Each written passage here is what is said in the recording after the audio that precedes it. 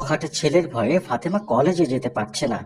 এদিকে সেই সমস্যার কথা বাড়িতে কাউকে বলতেও পারছে না, কারণ বাড়িতে আগেই সবাই বোরকা পরা বাদ দিতে নিষেধ করেছিল। তাই সে একলা ঘরে মন খারাপ করে বসে আছে। কি হয়েছে ফাতেমা? তুমি মন খারাপ করে বসে আছো কেন? মা, এলাকার একটা বাজে ছেলে আমাকে ইভটিজিং করেছিল। আমি তার প্রতিবাদ করেছিলাম, তাই সে আমাকে দেখে নেবে বলেছে। হয়তো খারাপ কিছু হবে, তাই আমি ভয়ে কলেজে যেতে পারছি না। আমি তোমাকে আগেই বলেছিলাম আপু, রাস্তায় তুমি এভাবে বেপরদা হয়ে চলাফেরা করো না। তোমার জন্য আমি রাস্তায় মুখ দেখাতে পারি না, আমার বন্ধুরা পর্যন্ত তোমাকে নিয়ে হাসাহাসি করে। আমি তো তোমাকে আগেই বলেছিলাম এইভাবে রাস্তায় বের হতে না। এখন দেখলে তো আমার কথা না শোনার ফলাফল কতটা ভয়াবহ।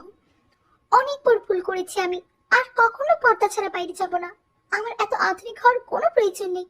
যাক, দেরিতে হলো তুমি তোমার ভুলটা বুঝতে পেরেছো। তুমি আমাকে অন্য কলেজে ভর্তি করিয়ে দাও আম্মু। যে কলেজে ইসলামী বিধিবিধান মানা হয় সেইখানে আমি পড়াশোনা করতে চাই। ঠিক আছে, আমি তোমার আব্বুর সাথে কথা বলে অন্য কলেজে ট্রান্সফার করার ব্যবস্থা করছি।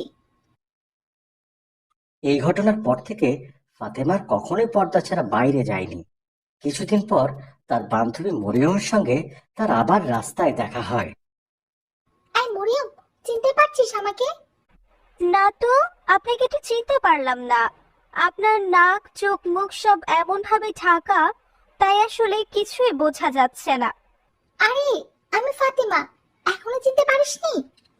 আরে বাপ, হঠাৎ করে তোর এত আমূল পরিবর্তন!